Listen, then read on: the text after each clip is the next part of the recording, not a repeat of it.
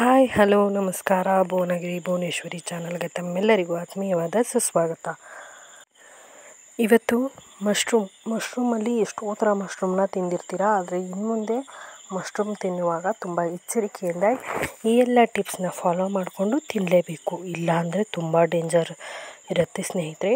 ಹಾಗಾಗಿ ಇವತ್ತು ತುಂಬ ಈಸಿಯಾಗಿ ತುಂಬ ಟೇಸ್ಟಿಯಾಗಿ ಮಾಡ್ಕೊಳ್ಳೋವಂಥ ಮಶ್ರೂಮ್ ರೆಸಿಪಿನ ನಾನು ನಿಮ್ಮ ಜೊತೆ ಶೇರ್ ಮಾಡ್ತಾಯಿದ್ದೀನಿ.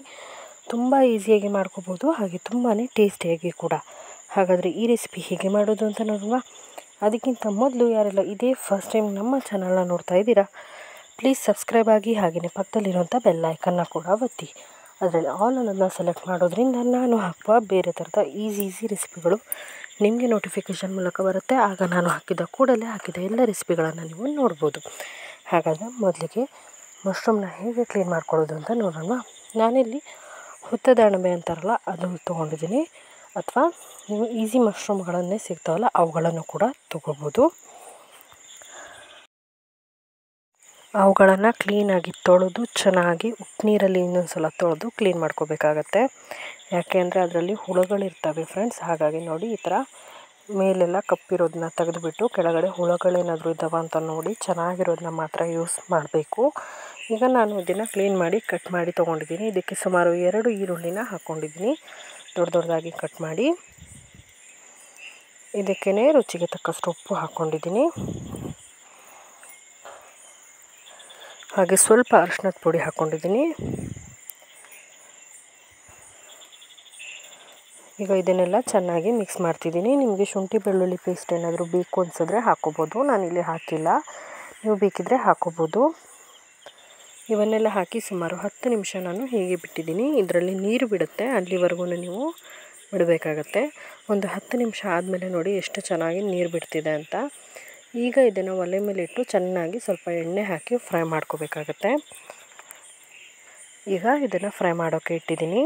ನೋಡಿ, ಚೆನ್ನಾಗಿ ಫ್ರೈ ಮಾಡ್ತಾಯಿದ್ದೀನಿ. ಈ ಥರ ಚೆನ್ನಾಗಿ ಫ್ರೈ ಮಾಡಿದಾಗೆ ನೀರು ಚೆನ್ನಾಗಿ ಬಿಟ್ಕೊಳ್ಳುತ್ತೆ. ನೋಡಿ ಯಾವ ಥರ ನೀರು ಬಿಟ್ಕೊಂಡಿದೆ ಅಲ್ವಾ. ಈ ಥರ ಚೆನ್ನಾಗಿ ಬಿಟ್ಕೊಂಡ್ಮೇಲೆ, ನೀರು ಬಿಟ್ಕೊಳ್ಳೋಕೆ ಶುರುವಾದಮೇಲೆ ಒಂದು ದೊಡ್ಡ ಬೆಳ್ಳುಳ್ಳಿನ ಸ್ವಲ್ಪ ಜಜ್ಜಿದಾಗ ಮಾಡಿ ಹಾಕ್ಕೊಂಡಿದ್ದೀನಿ. ಹಾಗೆ ಸಿಂಪಲ್ಲಾಗಿ ಒಂದು ಮಸಾಲೆನ ರುಬ್ಕೊಂಡು ಬರೋಣ. ಅಷ್ಟರಲ್ಲೇ ಮಸಾಲೆಗೆ ನಾನಿಲ್ಲಿ ಒಂದು ಅರ್ಧ ಕಪ್ ಆಗೋಷ್ಟು ಹಸಿ ತೆಂಗಿನಕಾಯಿ ತುರಿ, ಹಾಗೆ ಒಂದು ಸ್ವಲ್ಪ ಮೆಂತ್ಯ, ಒಂದು ಸಣ್ಣ ಬೆಳ್ಳುಳ್ಳಿ, ಹಾಗೆ ಸ್ವಲ್ಪ ಅರಶಿಣ, ಹಾಗೆ ಹುರಿದಿಟ್ಕೊಂಡಿರೋಂಥ ಸಾಸಿವೆ, ಹಾಗೆ ಕೊತ್ತಂಬರಿ, 2 ಸ್ಪೂನ್ ಅಷ್ಟು ಅಚ್ಕಾರದ ಪುಡಿನ ರುಬ್ಕೊಂಡಿದ್ದೀನಿ. ಇವೆಲ್ಲನ ನುಣ್ಣಗೆ ರುಬ್ಬಿರೋದನ್ನ ಈಗ ನಾನು ಫ್ರೈ ಮಾಡಿರೋ ಮಶ್ರೂಮ್ಗೆ ಹಾಕಿ ಮಿಕ್ಸ್ ಮಾಡ್ಕೊತಾ ಇದ್ದೀನಿ. ಈಗ ಇದನ್ನು ಚೆನ್ನಾಗಿ ಕುದಿಸ್ಕೋಬೇಕು. ನಿಮಗೆ ಬೇಕು ಅಂದರೆ ಒಂದು ಅರ್ಧ ಸ್ಪೂನ್ ಗರಂ ಮಸಾಲ ಯೂಸ್ ಮಾಡ್ಬೋದು. ನಾನಿಲ್ಲಿ ಒಂದು ಅರ್ಧ ಸ್ಪೂನ್ ಆಗೋಷ್ಟು ಹಾಕ್ಕೊಂಡಿದ್ದೀನಿ. ಇದಕ್ಕೆ ನೀವು ಚಿಕನ್ ಮಸಾಲ ಪೌಡ್ರ್ ಹಾಕಿದ್ರೆ ಇನ್ನೂ ಟೇಸ್ಟಿಯಾಗಿ ಬರುತ್ತೆ. ಈಗ ಇದನ್ನ ಚೆನ್ನಾಗಿ ಕುದಿಸ್ಕೊಳ್ಳೋಣ. ಚೆನ್ನಾಗಿ ಕುದ್ದಿದೆ. ಈಗ ಈ ಥರ ಚೆನ್ನಾಗಿ ಕುದಿಸ್ಕೊಂಡ ನಂತರ ಇಳಿಸ್ಬಿಟ್ಟು ನೀವು ಕೊತ್ತಂಬರಿ ಸೊಪ್ಪನ್ನು ಹಾಕ್ಕೋಬೋದು. ನೋಡಿದ್ರಲ್ಲ ಫ್ರೆಂಡ್ಸ್, ಎಷ್ಟು ಈಸಿಯಾಗಿ ಮಶ್ರೂಮ್ ಗ್ರೇವಿ ಮಾಡೋದು ಹೇಗೆ ಅಂತ.